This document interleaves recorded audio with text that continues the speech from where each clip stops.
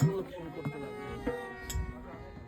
বলল, রাজা, পুত্র শোকের যে হতে যাবে, তা কি অভিশাপ দেব? শোনো রাজা, পুত্র শোকে অন্ধা আমরা দুজন যাই যে স্বর্গলোকে,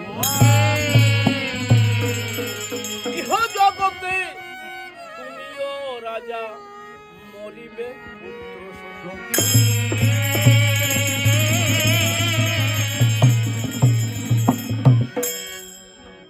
রাজা দশরথ বলল, মহামণি, আপনি ত্রিকলজ্ঞ, আপনি সব জানেন। আপনার এই কথা শ্রবণ করে আমার দুঃখের পরিবর্তে আমার তো হাসি পাচ্ছে। কেন? হ্যাঁ, পুত্র সন্তানের জন্য আমি একাধিক বিবাহ করেছি। একমাত্র কন্যা হেমলতা ছাড়া আমার আর কোনো সন্তান জন্মগ্রহণ করে নাই, আর করবে সে সম্ভাবনাও নাই। অতএব আপনার অভিশাপ যদি ফলতো তাহলেই তো আমি ভাগ্যবান মনে করতাম নিজেকে।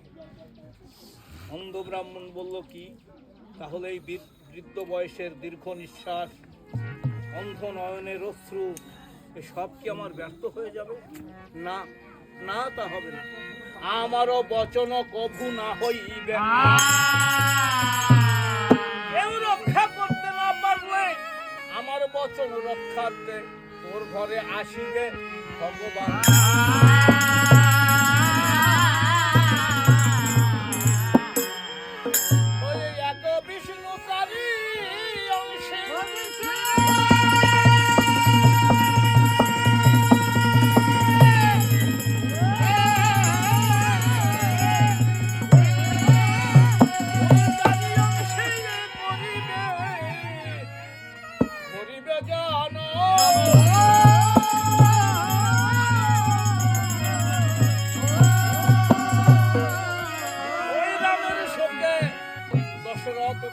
তোমার অবশ্য হইবে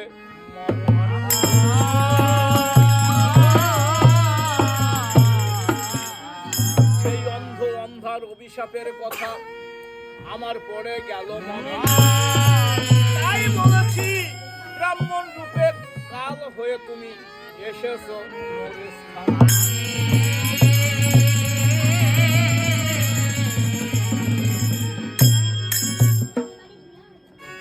বিশ্বামিত্র বলেছ,